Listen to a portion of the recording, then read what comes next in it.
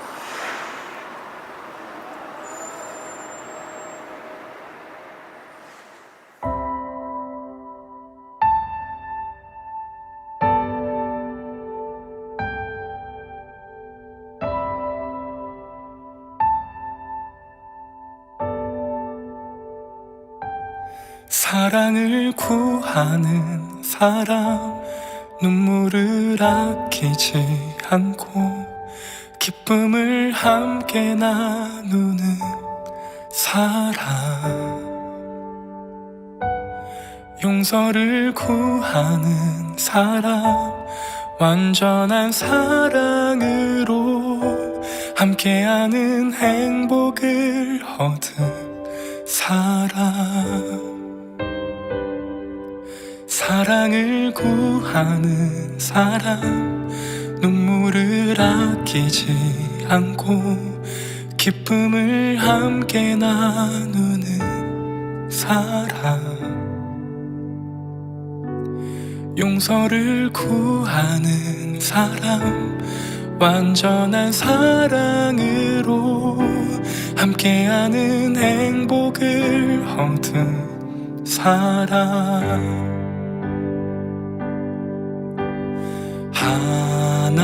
하나님의 사랑을 우리 모두에게 약속하셨네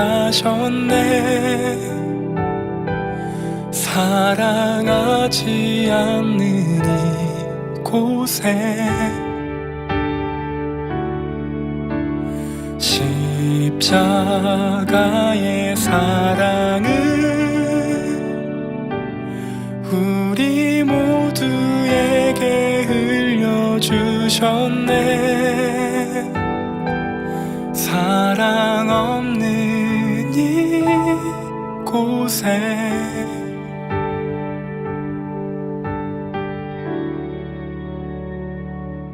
사랑을 구하는 사람 눈물을 아끼지 않고 기쁨을 함께 나누는 사랑, 용서를 구하는 사랑, 완전한 사랑으로 함께하는 행복을 얻은 사랑.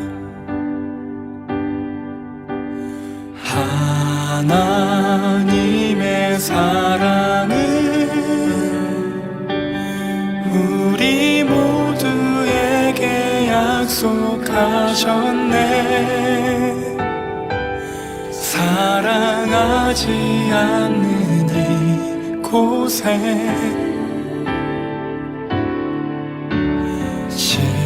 십자가의 사랑은 우리 모두에게 흘려주셨네. 사랑 없는 이곳에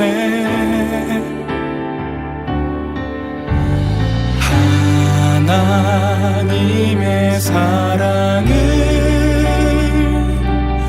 우리 모두에게 약속하셨네.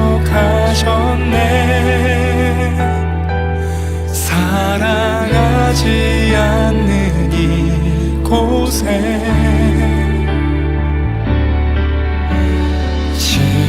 십자가의 사랑을 우리 모두에게 흘려주셨네. 사랑 없는 이곳에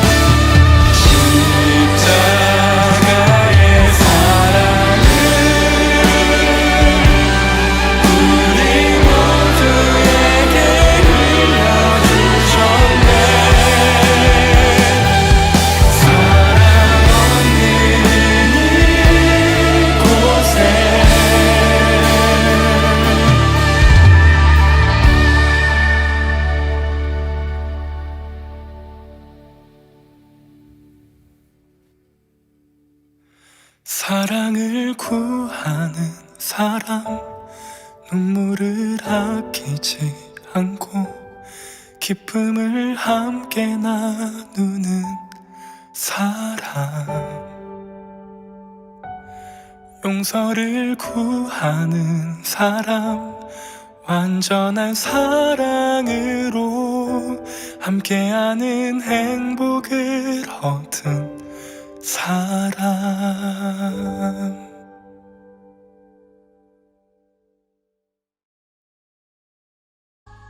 말씀 앞에서 경외하 너희가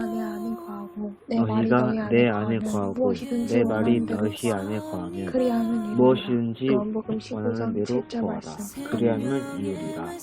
너희가 내 안에 거하고 내 말이 너희 안에 거하면 무엇이든지 원하는 너희가 내 대로 안에 구하라. 거하고 내 말이 너희 안에 이루리라. 거하면 요한복음 무엇이든지 원하는 대로 15장 구하라. 7절 그리하면 말씀. 이루어지리라. 요한복음 15장 7절 내 말씀. 말이 너희 안에 거하면 너희가 내 안에 무엇이든지 거하고 원하는 내 대로 말이 너희 안에 그리하면 거하면 이루리라. 무엇이든지 원하는 대로 요한복음 구하라. 15장 그리하면 7절 이루리라. 말씀. 아멘. 너희가 내 안에 거하고 너희가 내 안에 거하고 내 말이 너희 안에 거하면 무엇이든지 원하는 대로 구하라. 그리하면 이루리라. 요한복음 15장 7절 말씀. 아멘. 너희가 내 안에 거하고 내 말이 너희 안에 너희가 내 안에 거하면 거하고 내 무엇이든지 말이 너희 원하는 안에 대로 거하면 구하라. 무엇이든지 원하는 대로 요한복음 15장 7절 구하라. 너희가 내 안에 거하고 너희가 내 내 말이 안에 너희 안에 거하고 내 말이 너희 안에 거하면 무엇이든지 원하는 대로 구하라. 그리하면 이루리라. 요한복음 15장 7절 말씀. 아멘. If ye abide in me, and my words abide in you, ye shall ask what ye will, and it shall be done unto you. John If ye 15:7. abide in me, and my words abide in you, you shall ask what you will, and it shall shall be ask done unto you. what ye will, abide in me, and my and words it abide in you. shall be done ask what unto you you. will, and it shall John be done unto 15, you. John 7. 15, Amen. verse 7. 주님 무엇라 말할까요?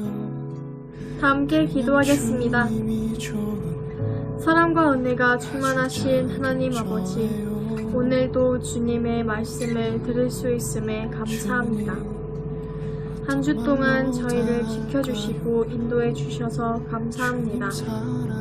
주님, 저희가 이번 한 주를 살아가는 동안에 지었던 죄들을 용서해 주시고 저희에게 회개의 기회를 주세요.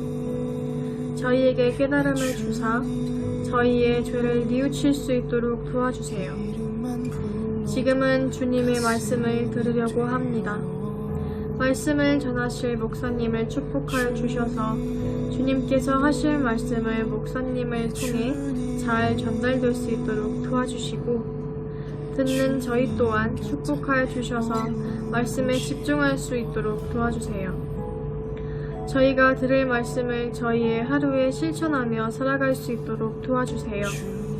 코로나로 힘들어하는 저희와 저희 가족들을 지켜주세요. 늘 주님을 믿으며 살아가는 저희가 될 수 있도록 도와주세요. 예수님의 이름으로 기도합니다. 아멘. 주님 어떤 말로 닿을까요?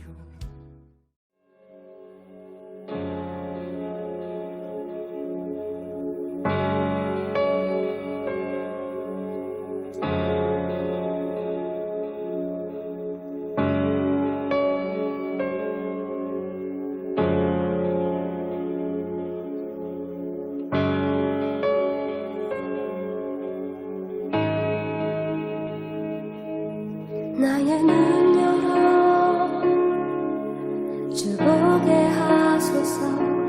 주의 아름다운 보기 원하네. 주님의 그 영광 나의 영혼 찬양케 하네. 나의 맘 열어 주께 나아갑니다. 주의 거룩한 뜻 알게 하소서. 주님의 그 음성 나의 영혼 평안케 하네. 나 주님만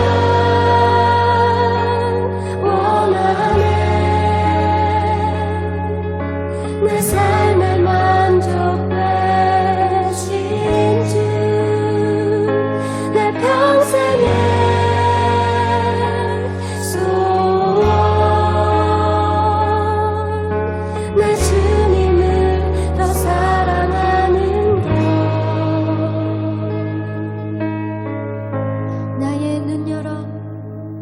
나의 눈 열어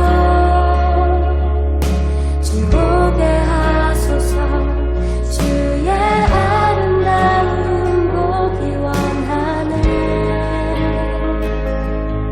주님의 그 영광 나의 영혼 찬양케 하네. 나의 맘 열어 주께 나아갑니다. 주의 거룩한 뜻 알게 하소서. 주님의 그 음성 나의 영혼 평안케 하네. 나 주님만 원하네. 내 삶의 만족 되신 주 내 평생의 소원. 내 주님을 더 사랑하는 것. 나 주님만 원하네.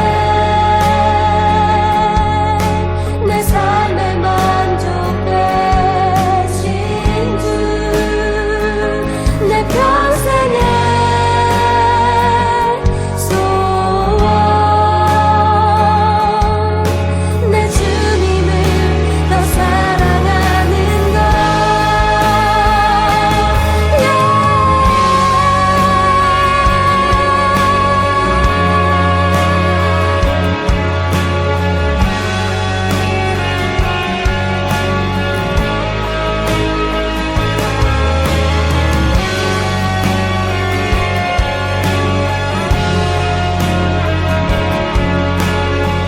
우리 다 함께 주님 앞에 나의 마음 다하여. 나의 마음 다해 주님을 경배해.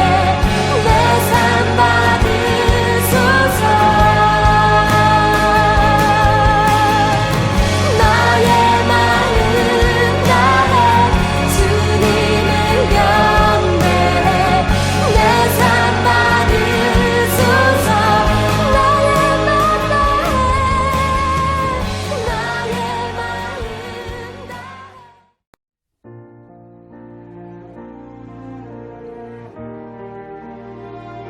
사랑합니다.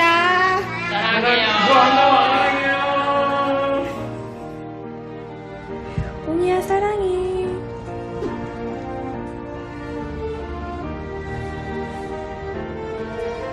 지우도 사랑해.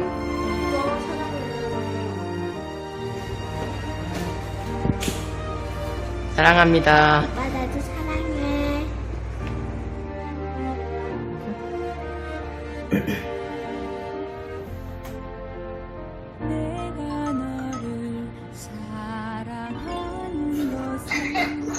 주이모 사랑해요. 네. 아.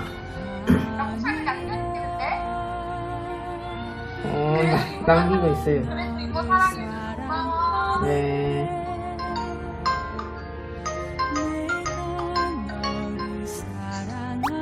할머니.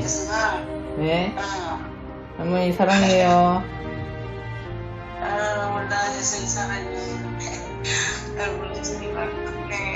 네. 아빠. 아빠 사랑해.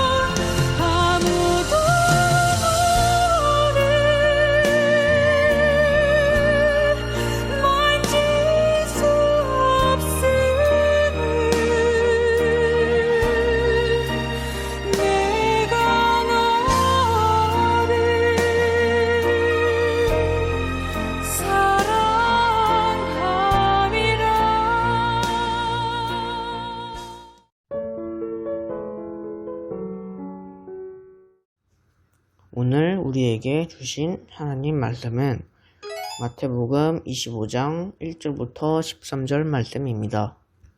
그때의 천국은 마치 등을 들고 신랑을 맞으러 나간 열 처녀와 같다 하리니 그 중에 5은 미련하고 5은 슬기 있는 자라.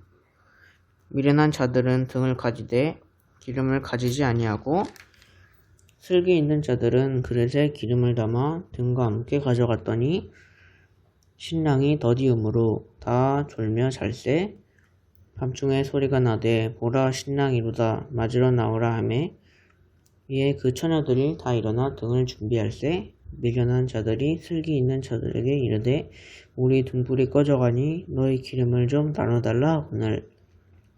슬기 있는 자들이 대답하여 이르되 우리와 너희가 쓰기에 더 부족할까 하노니 차라리 파는 자들에게 가서 너희 쓸 것을 사라 하니 그들이 사러 간 사이에 신랑이 오므로 준비하였던 자들은 함께 혼인잔치에 들어가고 문은 닫힌지라. 그 후에 남은 처녀들이 와서 이르되 주여 주여 우리에게 열어주소서. 대답하여 이르되 진실로 너희에게 이르노니 내가 너희를 알지 못하느라 하였느니라. 그런즉 깨어있으라. 너희는 그날과 그때를 알지 못하느니라. 아멘. 늘푸른교회 청소년부 친구들 샬롬. 한국은 지금 솔솔 따뜻한 봄바람이 부는데 우리 친구들에게도 이 봄의 싱그러움을 전해주고 싶네요. 지난 몇 주간 목사님과 함께 예수님이 해주신 비유 이야기를 나누어 보았는데요. 오늘은 그 비유 이야기 마지막 편 말씀입니다. 40여 개 되는 예수님의 비유 이야기를 다 다뤄볼 순 없었지만 그래도 굵직굵직한 몇 가지 이야기들을 통해 예수님이 우리 친구들에게 해주고 싶은 이야기를 들려줄 수 있었던 것 같아요. 그럼 여러분의 기억력 테스트를 한번 해볼까요? 그동안 저와 함께 살펴본 비유가 무엇이었는지 함께 떠올려 보세요. 먼저 우리의 참 좋은 이웃이 되어주신 예수님께서 우리도 그와 같은 희생과 사랑을 베풀어 참 좋은 이웃이 되길 바라는 마음으로 해주신 강도 만난 자와 이웃 이야기, 그리고 집 안이든 집 밖이든 우리는 모두 잃어버린 아들이며 우리가 잃어버렸다는 것을 깨닫는 그 순간부터 하나님의 은혜는 시작되고, 그리고 우리가 되돌아가기 전에 이미 우리의 아버지 하나님께서 먼저 기다리고 우리를 찾으신다는 이야기, 아버지와 두 아들 이야기, 또 우리가 항상 기도하되 낙심하지 말아야 할 것과 우리는 과부가 아닌 하나님의 자녀이고 하나님 또한 불의한 재판장이 아니시기에 자녀로서 우리가 아버지께 구해야 할 기도는 이 세상의 필요와 염려와 걱정의 기도가 아니라 세상을 뛰어넘는 기도와 하나님 나라와 뜻을 구하는 기도여야 함을 과부와 재판장 이야기를 통해 함께 나누었죠.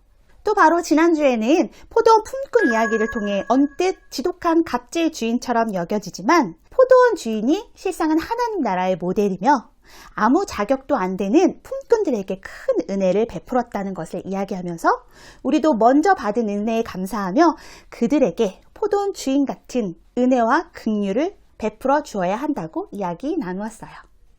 그렇게 예수님은 비유를 통해 당시 1세기 유대사회 청중들에게 또한 오늘을 살아가는 우리들에게 궁극적으로 하나님 나라의 비밀을 알도록 해주셨어요.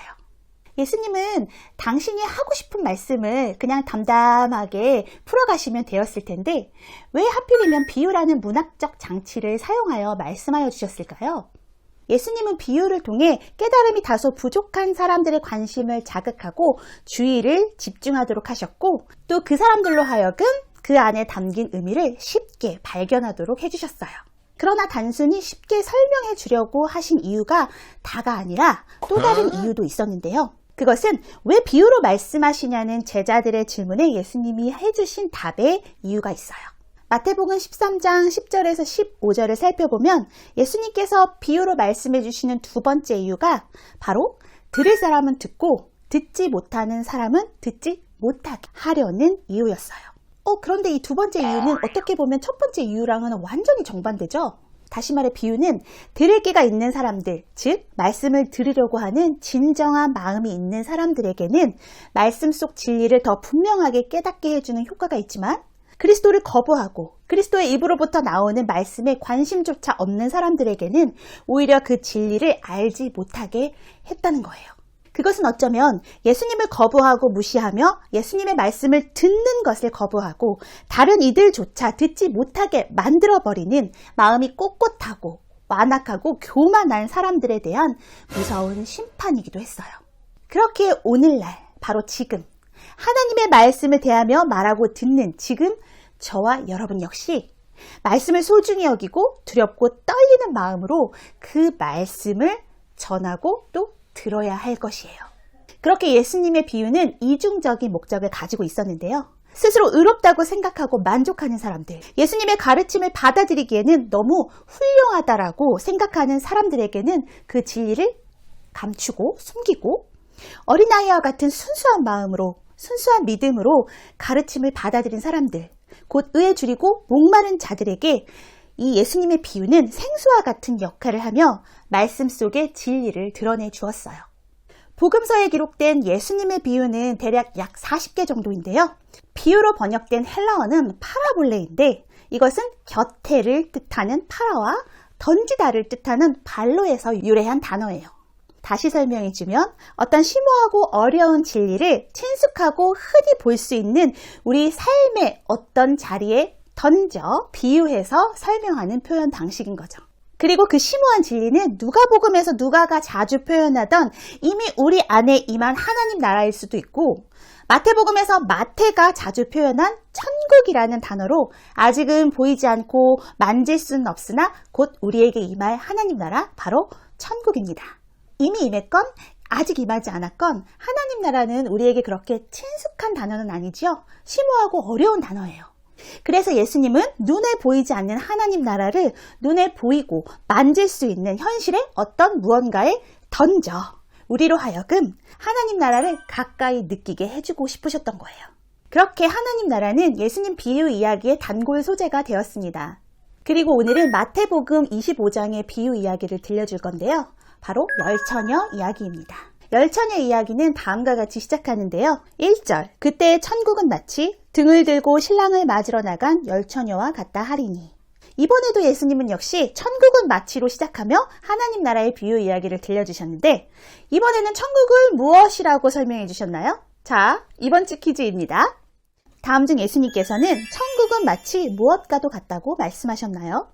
1번 등 혹은 등불, 2번 신랑, 3번 열처녀. 정답을 맞춰보세요.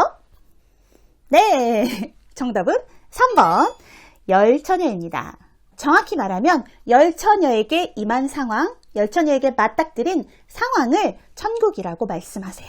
그럼 열처녀에게 대체 어떤 상황이 펼쳐졌기에 그 상황이 천국과도 같다고 말씀하셨을까요? 다시 한번 읽어드릴게요. 그때 천국은 마치 등을 들고 신랑을 맞으러 나간 열처녀와 같다 하리니. 자, 우리 친구들은 이제 귀를 막을지도 모르지만 오늘 비유 이야기 역시 앞뒤 맥락을 살펴봐야겠죠? 1절에서 예수님께서는 그때라는 말로 시작하고 계세요. 그때면 어느 때라는 거죠? 천국이 등을 들고 신랑을 맞으러 나간 열처녀와 같다고 하신 것을 보면 오늘 본문이 있는 바로 앞장 24장에 어떤 내용을 말씀해 주시고 바로 25장 1절에 그때라는 말로 받으신 거겠죠? 과연 어느 때에 천국이 임하고 그 천국은 열처녀와 같다 혹은 열처녀가 임한 상황과 같다라는 뜻일까요? 자, 그럼 여기서 잠깐 멈추고 오늘 본문의 비유 이야기 앞뒤 맥락을 체크하는 것을 넘어 예수님의 제자 세리 출신 마태가 쓴 마태복음의 전체 구조를 한번 살펴보려고 해요. 성경 공부 같다고 생각할 수 있지만 이것을 알고 보면 오늘 이야기가 훨씬 쉽고 재미있게 느껴질 거예요. 우선 마태복음은 총 5편의 설교로 구성된 주제 중심의 복음서입니다. 즉 마태는 마태복음을 예수님의 생애 시간 순서대로 저술한 것이 아니라 주제 중심으로 나열하고 있는데 그 5편의 설교는 다음과 같아요. 먼저 첫 번째 5장에서 7장 2장에 걸쳐 시작되는 예수님의 첫 설교 산상설교는 예수님께서 산 위에서 해주신 설교로 하나님 나라를 가지게 될 사람들이 누리게 될 은혜와 또 자신들이 갖춰야 할 자격에 대해 말씀해 주시고요. 10장에서는 전도 설교를 하시는데 복음을 전하기 위해 12제자를 파송하시면서 필요한 말씀을 가르치시고요. 또 또 세 번째로 13장은 비유 설교로 하나님 나라를 여러 가지의 비유로 말씀해 주세요. 그리고 이어서 네 번째 18장에서는 교회에 관한 설교를 해주시고 마지막으로 다섯 번째 24장에서 25장은 감람산 설교라고 감람산 위에서 해주신 말씀으로 주로 종말에 대해 이야기해 주세요. 이렇게 5편의 설교를 끝으로 그 이후에는 예수님이 잡히시고 십자가 처형을 받으시고 부활 승천하는 이야기로 마태복음은 마무리됩니다. 오늘 본문 25장이 포함되어 있는 설교는 몇 번째 설교인가요? 5번째 24장 25절에 감람산 설교고 무엇에 대한 이야기? 종말에 대한 이야기죠. 그리고 24장은 이렇게 시작돼요. 예수께서 감람산 위에 앉으셨을 때에 제자들이 조용히 와서 이르되 우리에게 이르소서. 어느 때에 이런 일이 있겠사오며 또 주의 임하심과 세상 끝에는 무슨 징조가 있사오리이까. 감람산 설교는 말 그대로 감람산 위에서 예수님께서 해주신 말씀인데요. 제자들은 예수님께 다음과 같은 질문 2가지를 해요. 첫 번째, 세상 끝날 종말, 다시 말해 주님께서 부활 승천하시고 다시 오시는 재림의 날은 언제 이뤄져요? 그리고 2번째, 그때에 이때가 종말의 때구나 라고 느낄 수 있는 징조 혹은 시그널은 대체 무엇이죠? 예수님께서는 그때가 딱 언제이다라고 그 시기는 말씀해 주지 않으셨지만 그쯤에 이런 일이 일어날 것이라고는 말씀해 주시는데 바로 많은 사람들이 내가 그리스도다, 내가 예수다, 내가 재림의 주다 라고 외치는 거짓 선지자들이 나타나 사람들을 미혹하고 또 미혹을 받을 것이며 전쟁, 기근과 지진 등의 난리, 재난이 많이 있을 것이고 예수님을 따르는 크리스찬들은 예수님으로 인해 미움받고 때로 죽임을 받을 수도 있다고 말씀해 주시며 그때에는 불법이 성하고 서로의 사랑이 식어진다라고 말씀해 주셨어요. 그리고 24장 13절 그러나 끝까지 견디는 자는 구원을 얻으리라 말씀하시며 이 복음의 말씀이 온 사람들, 모든 사람, 온 세상에 전파되고 나서야 그제야 끝날이 올 것이라고 말씀하시면서 그동안 여러 고난과 고통이 와도 끝까지 견디어낸 자들은 마침내 구원을 받을 것이라고 말씀해 주셨어요. 그 마지막 때가 몇 년도, 몇 월, 며칠인지 정확하게 알 수는 없어요.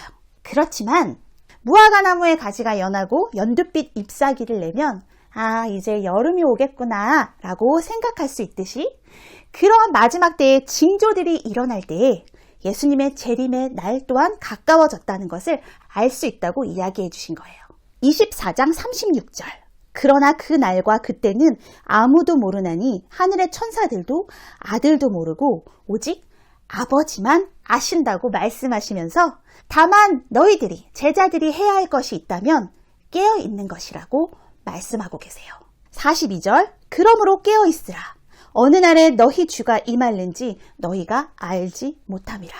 그러니까 얘들아 하늘의 천사도 모르고 하나님 아버지의 아들인 나도 몰라. 오직 아버지만 아신단다. 하지만 그날이 가까웠음을 아는 여러 징조, 시그널들을 집중해서 느끼며 꼭 깨어 있어야 한단다. 그렇게 말씀하시면서 얘들아 혹시 내가 깨어 있으라고 하는 걸 자지 말고 밤새라는 걸로 이해한 건 아니겠지? 얘네들 내 말 잘 이해한 거야 뭐야? 하고 조금은 찜찜하셨는지 뒤이어 이제 오늘 본문이 시작되는 25장에서 그것을 조금 더 쉽게 설명해 주기 위해서 바로 이 열처녀 이야기를 해주신 거예요. 자 그러면 오늘 본문으로 돌아와 25장 1절 그때는 어느 때인가요? 예수님이 다시 오시는 때, 재림의 때, 마지막 때, 즉 종말의 때이죠.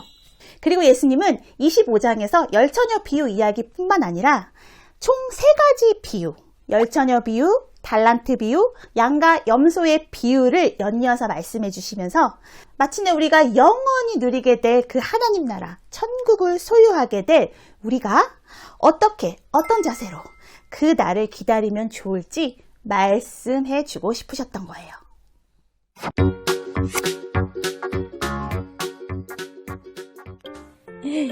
예수님께서 들려주신 이야기예요. 어느 날 신부의 결혼을 축하하기 위해 잘 차려입은 10명의 들러리들이 손에 등불을 들고 신랑을 기다리고 있었어요. 유대 나라에서는 결혼식을 밤중에 했기 때문에 등불이 꼭 필요했거든요. 신랑이 일찍 오실까? 혹시라도 늦게 오면 우리 등불이 꺼질지도 모르잖아. 그래. 아무래도 기름이 더 필요할 것 같아. 맞아. 기름을 다 준비하는 게 좋겠어. 무슨 소리야? 신랑이 왜 늦어? 신랑은 금방 올 거라고. 귀찮아. 기름을 뭐하러 또 준비해? 귀찮아. 맞아. 지금 우리 등잔에 있는 기름으로도 충분할 텐데 뭐. 아이고, 걱정도 팔자야. 슬기로운 5 처녀들은 기름을 넉넉히 준비했고 미련한 5 처녀들은 기름을 준비하지 않았어요. 졸려. 도대체 어떻게 된 거야? 신랑이 아주 늦게 오시려나 봐. 난 잠 좀 자야겠어. 얘들아, 신랑이 오면 나 좀 깨워줘. 10명의 처녀들은 신랑을 기다리다 지쳐서 꾸벅꾸벅 졸기 시작하더니 모두 다 깊이 잠들어 버리고 말았어요. 밤은 점점 깊어가고 들고 있던 등불은 가물가물 꺼져가고 있었지요. 얼마나 시간이 지났을까? 한밤중에 갑자기 외치는 소리가 들려왔어요. 신랑이 온다! 드디어 신랑이 도착했다! 모두들 일어나서 신랑을 맞을 준비를 하세요! 10명의 처녀들은 깜짝 놀라서 자리에서 벌떡 일어났어요. 큰일 났어. 우리 등불이 꺼져가고 있어. 어떡해. 걱정 마. 우리가 이럴 줄 알고 기름을 미리 준비해왔잖아. 슬기로운 5 처녀들은 준비했던 기름을 얼른 채워 넣었어요. 어떡해. 내 등불이 꺼졌어. 얘들아, 기름 조금만 빌려줘. 나도 내 등불이 꺼졌어. 어떡해, 나도 빌려줘. 미안해. 우리도 남는 게 없어. 너희들에게 나눠주고 나면 우리들 것까지도 부족하게 될 거야. 그러지 말고 빨리 나가서 기름을 사오는 게 어때? 미련한 5 처녀들은 그제서야 어둠 속으로 허둥지둥 달려나갔어요. 간신히 기름을 사가지고 결혼식장으로 돌아왔지요. 그러나 이미 지혜로운 5 처녀는 신랑과 함께 결혼식장으로 들어가고 문은 굳게 닫혀 있었지 뭐예요. 큰일 났다. 문이 닫혔어. 여보세요. 문 좀 열어주세요. 네. 우리도 좀 들여보내주세요. 아이고, 이럴 줄 알았으면 우리도 미리 기름을 준비하는 건데. 미련한 5 처녀들이 애타게 소리치며 문을 두드렸지만 아무도 열어주는 사람이 없었어요. 기름을 미리 준비했던 슬기로운 5 처녀들만이 신랑과 함께 결혼잔치에 들어간 거지요. 그런데 우리가 이 비유 이야기를 이해하기 위해서는 한 가지 중요한 관점이 더 있어요. 5절, 신랑이 더디 오므로. 바로 신랑이 더디 오고 있다는 것이에요. 마태복음의 기록 시기는 예수님 오신 후 AD 50년대 후반부터 예루살렘 성전, 그러니까 솔로몬이 지은 1차 성전이 바벨론에 의해서 완전히 파괴되고 스룹바벨이 성전을 재건하고 또 헤롯 왕이 그것을 다시 보수한 예루살렘 성전이 또다시 로마에 의해서 파괴되기 직전, 즉 AD 50년과 70년 그 사이 어느 때에 기록된 것으로 볼 수 있습니다. 당시 마태를 중심으로 신앙생활을 하던 마태 공동체는 예수님이 부활하시고 다시 오시겠다 약속하신 그 재림의 약속이 생각보다 더뎌지자 슬슬 불안해지기 시작했어요. 뭐야, 곧 다시 오신다고 하셨잖아. 언제 오시는 거야? 이러다가 안 오시는 거 아니야? 거짓말하신 거 아니야? 이렇게 불안해하기도 하고 혹은 일상의 삶을 살며 그 기다림이 무뎌져서 아예 예수님을 향한 믿음과 신앙을 포기하며 자포자기하는 사람들도 생겨났어요. 또 혹은 당시 하나님은 믿지만 예수님을 인정하지 않았던 유대교인들의 박해로 인해 힘들어하던 사람들도 많았어요. 즉 예수님이 승천하신 후 다시 오시어 힘들게 살아가던 그리스도인들에게 천국을 보여주실 거라고 굳게 믿던 그리스도인들은 예수님이 하늘에 올라가신 후에도 20-30년이 더 흘렀는데 다시 오실 기미가 전혀 보이지 않자 극심한 불안에 떨었던 거예요. 마태는 마태복음을 통해 이러한 혼란의 시기, 즉 생각보다 더뎌지는 예수님의 재림 때문에 낭망하고 지쳐있는 당시 1세기 유대인들을 위하여 이 땅의 하나님 나라의 백성들이 어떻게 살아가야 하는지, 또 어떻게 복음을 전해야 하는지, 믿음은 어떻게 성장하는지, 교회 생활은 어떻게 해야 하는지, 그리고 마지막으로 우리의 왕 되신 그리스도께서 다시 오실 때 그것을 기다리는 우리는 어떤 자세로 준비해야 하는지 알려주고 싶은 마음으로 이 마태복음을 쓴 것이에요.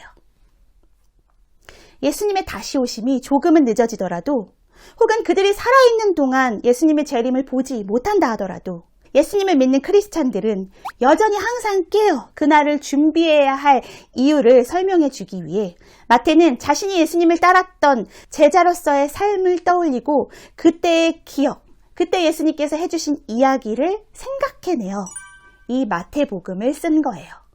마태의 이야기 속 예수님은 재림이 지체되더라도 항상 깨어 준비해야 할 이유를 설명해 주시기 위해 열처녀 이야기를 제자들에게 가르쳐 주셨는데요. 당시의 관습에 따르면 유대 사회의 결혼식에서 신부의 들러리는 결혼하지 않은 처녀들만 할 수 있었고 결혼식의 규모는 매우 컸다고 해요. 예수님은 이를 위해 매우 큰 결혼식, 혼인잔치를 비유로 묘사하셨고 비유 속의 결혼식은 부잣집에서 이루어진 매우 중요한 행사로 추측해 볼 수 있어요. 그러나 결혼식에서 이따금 어떤 신부도 원치 않는 굉장한 황당한 에피소드가 있을 수 있죠. 막 드라마를 보면 이 결혼은 무효야 하면서 옛날 전남친이 등장한다거나 막 애를 업고 여보 어떻게 나한테 이럴 수가 있어요 하면서 버려진 여인이 찾아오기도 하죠. 그리고 그것뿐만이 아니라 무언가가 없어지기도 하고 누군가가 아주 큰 실수를 하는 등 중요한 일이면 중요한 일일수록 크고 작은 사건 사고가 많은 것 같아요. 예수님 비유 속 이 결혼식, 혼인잔치에서도 대형 사고가 터지는 것 같은데요. 바로 결혼식이 이제 임박했는데 곧 시간이 다 됐는데 신랑이 아직 도착하지 않은 거예요. 기다리다 지친 신부의 들러리 열처녀는 모두 잠이 들었어요. 그리고 그들이 든 신랑 맞이용 등불은 모두 타버렸어요. 엎친 데 덮친 격으로 10명 중 5명의 처녀는 여분의 기름을 준비하지 않은 탓에 등불을 다시 켤 수 없었고 결국 기름을 다시 사러 나간 사이에 신랑이 도착해서 중요한 혼인잔치에 들어가지 못하는 그야말로 대대형 사고가 터지고 마른 것이에요. 신랑이 늦게 도착하는 바람에 한밤중에 결혼식이 거행되었다는 것은 21세기를 사는 우리들에게는 참으로 이상하고 어색하죠. 그러나 예수님 당시 상황에서는 그렇게 이상하거나 부자연스러운 이야기는 아닙니다. 1세기 유대 문화에서 결혼식은 총 3번의 과정을 거쳐서 진행되는데요. 첫 번째는 결혼 계약. 이때 양가 부모는 혼인 계약을 맺고 신랑의 아버지는 신부의 아버지에게 돈을 지불해 주었다고 해요. 두 번째 단계는 결혼을 약속하는 단계, 즉 약혼식인데 신랑과 신부가 많은 사람들 앞에서 결혼을 서약하고 예물을 주고받습니다. 약혼한 부부는 서로 혼인해야 할 법적인 책임이 이때 이미 2단계에 붙어 있고 혼인을 취소하지 않는 한 그 관계는 유지가 되었다고 해요. 그러나 결혼이 온전히 이루어지려면 세 번째, 곧 혼인잔치가 반드시 필요했습니다. 약혼의 관계를 온전히 확증하는 이 혼인잔치는 보통 여러 날 동안 큰 잔치를 통해 이루어지는데 해가 진 저녁 이후 서늘할 때 이루어진다고 해요. 그리고 이 비유는 이러한 혼인잔치가 시작된 첫째 날을 묘사하고 있는 거예요. 혼인잔치는 신랑의 도착과 함께 시작되고 신부의 들러리들이 등불을 들고 밖으로 나가 신랑을 맞이해서 마을을 지나 목적지까지 그를 안내하면서 시작됩니다. 그러나 이 비유 속의 신랑은 늦어도 너무 늦은 거예요. 그가 늦게 도착한 이유는 말씀 속에 언급되지 않았지만 일부러는 아니고 아마 그럴 수밖에 없는 피치 못할 사정이 있었을 것입니다. 왜냐하면 그는 한밤중에 도착하자마자 잠시도 지체하지 않고 혼인잔치를 시작했기 때문이에요. 기름을 미리 준비한 5 처녀는 물론이고 손님들도 신랑의 도착이 비록 늦어졌지만 모두 자리를 굳건하게 지키고 있었어요. 어리석은 5 처녀를 제외하면 모든 것은 완벽했어요. 그렇기 때문에 신랑은 5 처녀들이 자리를 뜬 것을 못마땅하게 여겼을 것이고 더군다나 기름을 넉넉하게 가져오지 않은 것은 당시 유대 문화를 생각하면 신랑의 입장에서는 도저히 이해해 줄 수 없는 들러리들의 무례한 행동이었던 거예요. 그 이유는 혼인잔치에서 등불을 피우는 것은 누구도 할 수 없고 신부의 들러리들만이 할 수 있는 일이었기 때문이에요. 결국 기름이 없어 늦게라도 기름을 사러 갔지만 그 이후에 5 처녀들에게 어떠한 일들이 일어났나요? 그들이 사러 간 사이에 신랑이 오므로 준비하였던 자들은 함께 혼인잔치에 들어가고 문은 닫힌지라. 그들은 마침내 돌아와서 혼인잔치에 들어가게 해달라고 간청했지만 신랑의 태도는 완강했어요. 신랑은 매우 단호하고 차가운 어투로 말합니다. 진실로 너희에게 이르노니 내가 너희를 알지 못하노라. 그렇게 예수님은 조금은 무거운 듯한 내용의 이 비유 이야기를 마치시면서 그런즉 깨어있으라. 너희는 그 날과 그때를 알지 못하니라 하고 제자들에게 그리고 우리에게 엄중히 경고하신 거예요. 교회의 역사를 돌아보면 예수님의 재림의 시기를 구체적으로 알아냈다고 생각하고 직업을 버리고 재산을 모두 처분하고 나서 정해진 재림의 시기를 기다렸던 사람들이 있었는데요. 우리 친구들이 태어나기 훨씬 이전의 일이기 때문에 우리 친구들은 전혀 알지 못하겠지만 1992년 다미선교회 이장님 목사를 비롯해서 그들은 1992년 10월 28일 예수님이 다시 오실 것이라고 주장해요. 즉 그날에 믿는 사람들은 공중에 들려지고 믿지 않는 사람들은 이 땅에 남아 환란의 때를 맞는다는 휴거설을 주장했는데요. 그 말에 미혹된 많은 사람들은 자신의 삶을 버리고 직장이나 가족들도 다 버리고 산속이나 동굴에 들어가 마지막 나팔 소리가 울리기를 숨죽이며 기다리기도 했고 다미선교회 사람들은 함께 교회에 모여 찬송가를 부르며 간절히 기도하면서 한날 한시에 휴거되기를 기다렸지만 결국 그날에는 아무 일도 일어나지 않았고 그들은 민망하며 허탈한 모습으로 각자의 집으로 돌아갔어요. 목사님은 그때 어릴 때였지만 워낙 떠들썩하게 당시 세간을 시끄럽게 했던 사건이었기 때문에 지금도 기억이 뚜렷하게 나요. 그뿐 아니라 지난 몇 세기 동안에는 자칭 선지자라는 사람들이 자신이 그리스도라고 주장하기도 하고 세상이 멸망할 날짜와 시간을 알아냈다고 황당한 주장을 하기도 했는데요. 이렇게 예수님이 다시 오시는 때는 1세기 유대사회나 그 이후에 살아가고 있는 세대나 모두 동일하게 아주 중요한 관심거리였던 것 같아요. 그렇기에 미혹도 참 많이 일어난 거죠. 예수님은 그것을 아셨고 그렇기 때문에 그것을 엄중하게 경계하고 경고하시며 이 10처녀 이야기를 들려주셨어요. 신랑이 오는 날, 예수님이 다시 오는 그날은 생각보다 가까울 수도 있고 혹은 생각보다 더디 올 수도 있지만 그것에 상관없이 주님은 우리로 하여금 항상 깨어 있을 것을 말씀해주고 싶으셨던 거예요. 그렇다면 주님의 말씀, 주님의 분부대로 깨어 있는다는 것은 어떤 것일까요? 이렇게 잠을 안 자고 정말 이렇게 깨어 있는 것일까요? 오늘 말씀에 비추어 보면 깨어 있는다는 것은 무엇인가를 준비하는 일인 것 같아요. 그리고 준비된 모습은 내게 주어진 임무를 소홀히 여기지 않으며 평소에 정성껏 빈틈없이 만반의 준비를 하고 있는 모습인 것 같습니다. 그럼 오늘 본문 말씀에서는 슬기로운 5 처녀와 미련한 5 처녀가 준비하고 또 준비하지 못한 것은 무엇이죠? 바로 기름이죠. 바로 깨어있는 것은 등과 함께 등에 불을 붙일 수 있는 충분한 기름을 채우고 준비하는 일이라고 볼 수 있을 텐데요. 기름에 대해 설명을 한번 해주자면 10처녀 비유에 관해서 많은 신학자들의 전통적인 해석에 의하면 신랑은 그리스도로 신랑을 맞으러 나간 신부의 들러리인 10처녀는 주를 기다리는 성도로 그리고 그들이 들고 있는 등은 성도들의 신앙의 모습으로 마지막으로 기름은 그 믿음을 유지하도록 지켜주는 성령님으로 자주 해석되어 왔어요. 이것을 어떤 해석이라고 얘기해줬죠? 알레고리적 해석. 또 실제로 바울은 데살로니가 전서 말씀에서 성도들의 마음 가운데 계시는 성령님을 불로 표현하여 그것을 소멸하지 않도록 노력해야 한다고 강조하기도 했어요. 그리고 오늘 본문에서 기름으로 번역된 엘라이오는 감람나무를 의미하는 엘라이아에서 유래된 올리브 기름을 의미하는데요. 지난 선한 사마리아인의 비유에서 보았듯 그 올리브 기름으로 병을 치료하기도 하고 또 등불을 밝히기도 하고 귀한 손님의 머리에 부어 예의를 갖추는 데 사용되기도 했다고 해요.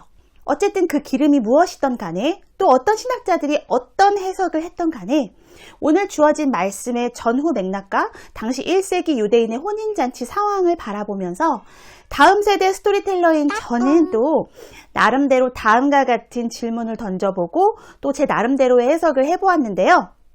기름은 무엇일까? 그리고 우리의 신랑 되신 예수님을 기다리면서 어떤 기름을 준비해야 할까? 이 두 가지 질문이에요. 먼저 저는 대전제로 기름을 어떤 에너지로 생각하기로 했어요.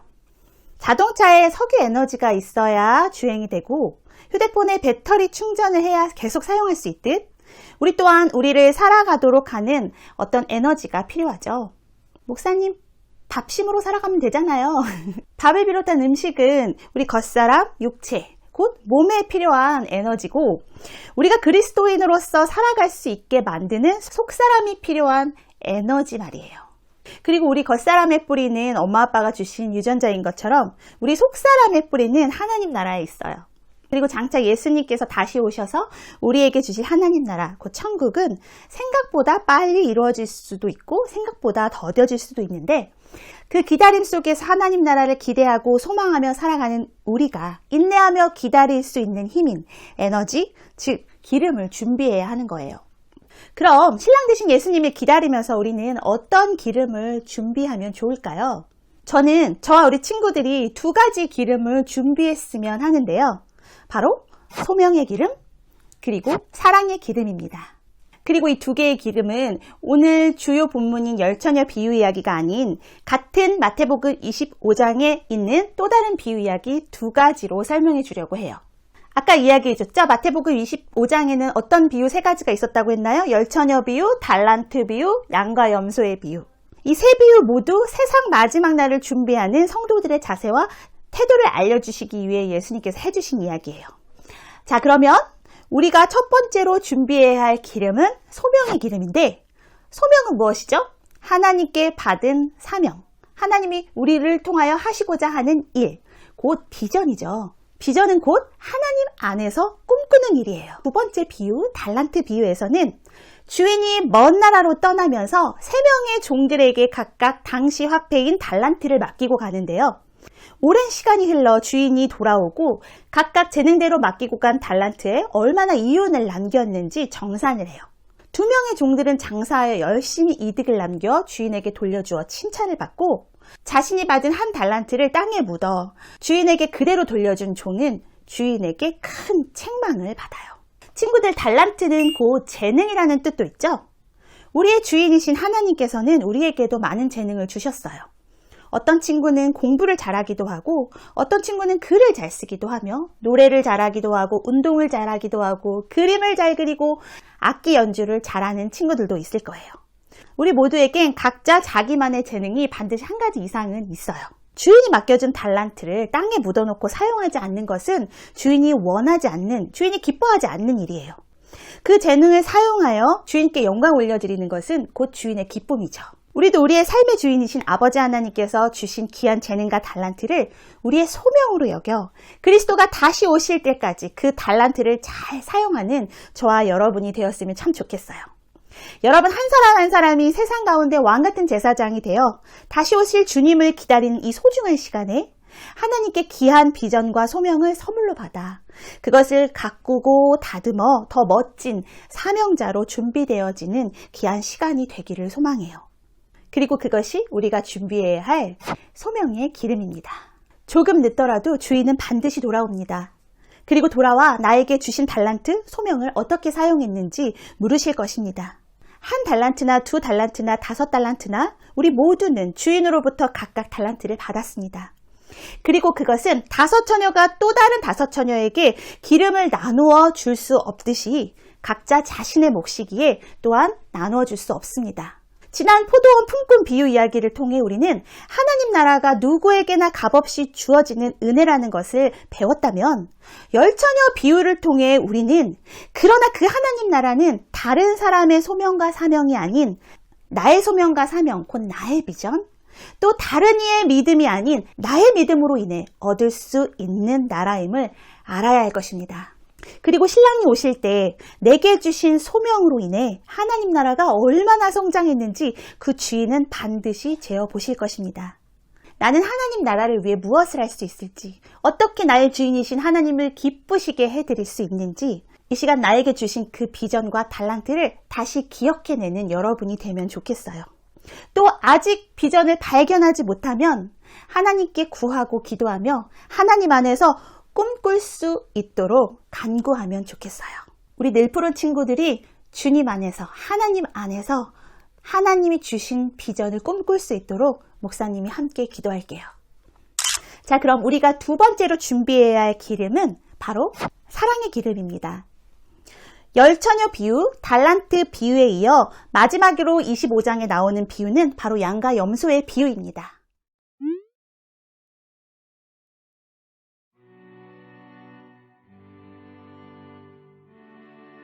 마지막 날에 임금이 올 때 목자가 양과 염소를 나누듯 모든 사람들을 둘로 나누게 될 거야. 양 같은 사람은 오른쪽에, 염소 같은 사람은 왼쪽에 두게 되지. 양은 목자의 소리를 듣고 잘 따르잖아? 그래서 주인을 잘 따른 의로운 사람을 양과 같다고 한 거야. 하지만 염소는 어때? 염소는 목자의 말을 안 듣고 자기 멋대로야. 쓰레기를 먹기도 하지. 그래서 악한 사람을 염소 같다고 말한 거야.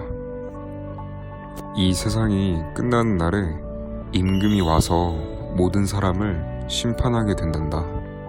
즉, 의로운 사람과 악한 사람을 양과 염소처럼 나눈다는 거지. 임금은 그렇게 나눈 이유를 알려줘. 그리고 이렇게 말해. 너희는 이제 하나님의 나라에 들어가거라.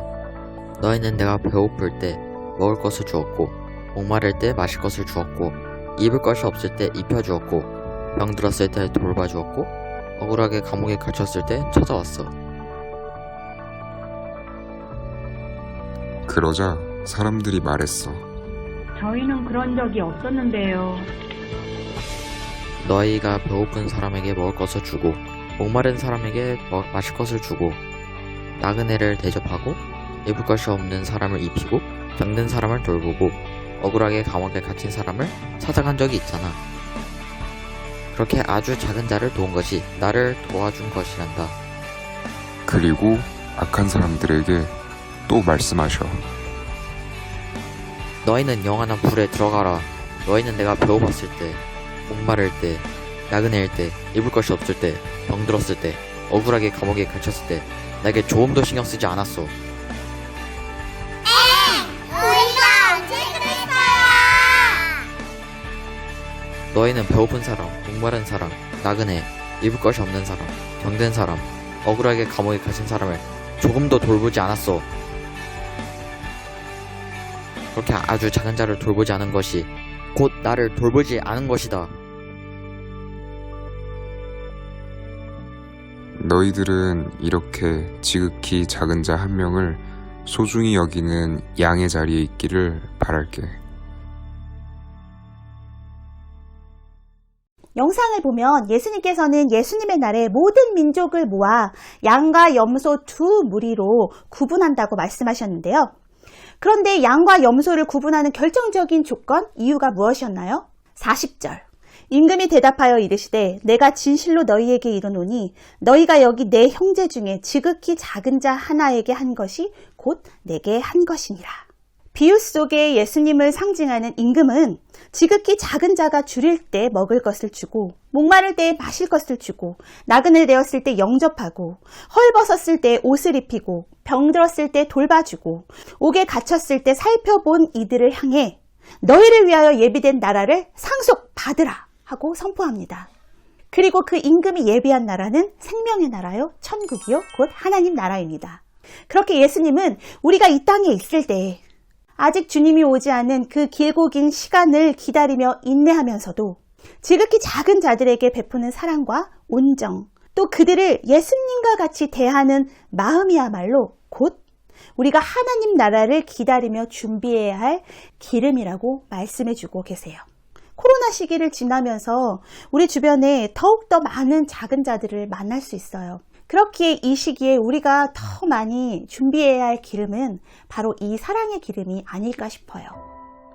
사랑하는 늘푸른교회 청소년부 친구들, 아쉽지만 목사님과 함께하는 비유 이야기뿐만이 아니라 목사님이 전해주는 하나님의 말씀도 오늘까지예요.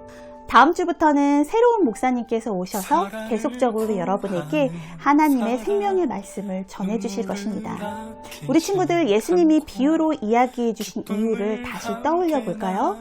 하나님 말씀이 간절한 자들에게는 쉽게 이해되도록, 그리고 말씀과 하나님 나라에 도통 관심이 없는 자들에게는 하나님 나라의 진리가 오히려 가려워지도록 예수님께서는 비유로 설명을 해주셨다는 거예요.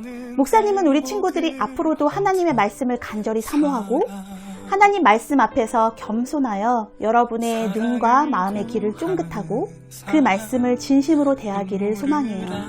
말씀을 소중히 여기면서 그 말씀이 가리키는 하나님 나라를 바라보며 우리의 참신랑이신 예수님을 기다리는 저와 여러분이 되었으면 참 좋겠어요.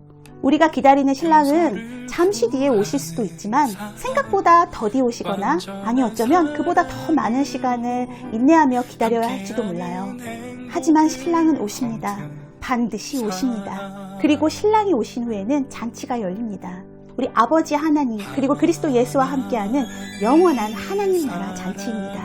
그러나 우리가 더욱 중요하게 여겨야 할 것은 신랑을 기다리고 임금을 기다리고 있는 지금 우리 마음에 생명과 기쁨이 있으며 소명과 비전의 기름, 또 작은 자들을 향한 사랑의 기름이 있다면 여러분이 있는 그 자리가 또한 혼인잔치이며 생명의 나라, 하나님 나라임을 기억했으면 좋겠어요. 비유 속 슬기로운 다섯 처녀처럼 늘 든든히 기름을 준비하여 지금 우리가 있는 자리를 기쁨의 잔치로 즐기고 또한 장차 오게 될 영원한 하나님 나라를 기대하며 소망하는 세상에서 가장 예쁜 신부 들러리가 되었으면 참 좋겠어요. 이제 하나님 말씀을 정리하겠습니다. 때로는 짧을 수도, 때로는 길고 긴 세월이 될 수도 있는 여러분의 삶의 길을 걸어가며 우리가 어떻게 버티며 기다릴 수 있을지는 여러분이 어떤 기름을 준비하고 계시는지에 달려있을 것이에요.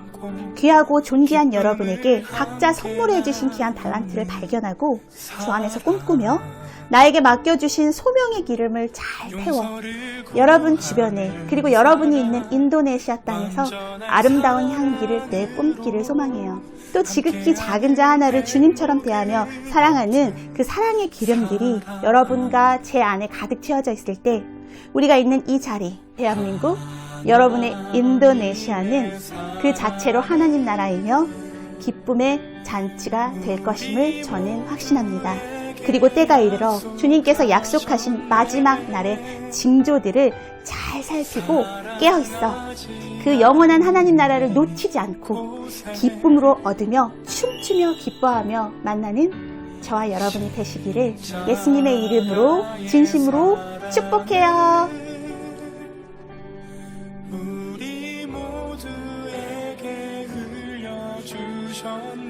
이제 오늘 말씀 기억하며 함께 기도하겠습니다.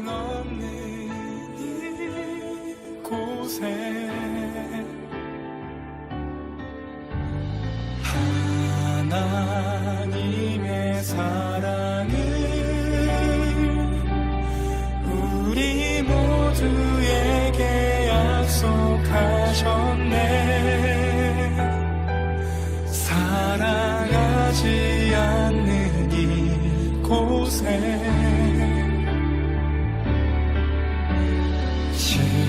십자가의 사랑을 우리 모두에게 흘려주셨네. 사랑 없는 이곳에